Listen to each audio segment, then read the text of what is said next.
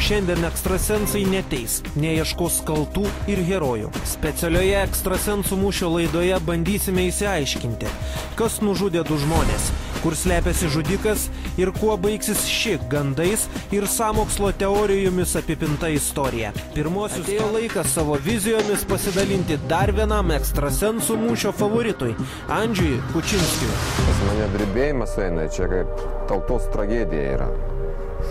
Man labai sunku yra, man per visą kūną eina drebėjimas, jeigu eina į transą. Ką tai reiškia? Nu, tos įvykis, kuri visuomenė parodo, kad gal ne taip gyvenam, ne taip darom. Neeina nikokia informacija apie šitą žmogų arba šito vietoje yra apie visą tautos.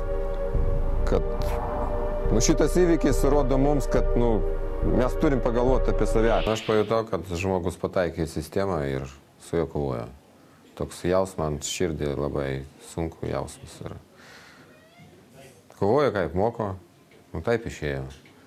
Ir čia ne vienas jis tam kaltas, paprastai daug žmonių yra, kokie yra šitoj procese, labai daug. Ir čia yra tragedija. Šiuo laiku tiem žmonės, kuri yra saugoma, pavojo nėra. Bet jeigu ir nesaugis tuo laiku, nieko jam nebus. Aukų daugiau nebus? Šiuo laiku ne.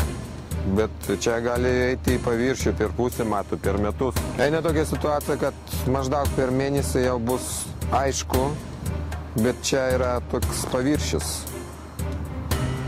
Gal vieno iš kaltininkų ras ar... Dabar, kai nuo Lietuvą sukrėtusių įvykių praėjo 1,5 savaitės, visų žvilgsniai nukrypo kitur. Kam atiteks mergaitės globa? Sprogimas socialdemokratų būstinėje. Tame pačiame pastate yra įsikūrusi ir vaiko teisių apsaugos kontrolieriaus įstaiga. Svarstymai, kur gali būti kėdys, aprimo. Beje, Kučinskis pirmasis, kuris suabejojo, kad vyras vis dar Lietuvoje. Man neina nikokia informacija. Vienas garsas yra vokiškas, kitas angliškas. Čia lietuvis, gal lietuvis skambina ir šneka su vokiečiu ir maždaug su anglu. Ir apie Lietuvos nikokia informacija neina iš viso. Gali būti, kad šito žmogu Lietuvoje nėra. Kad jis yra kitoj šaliai.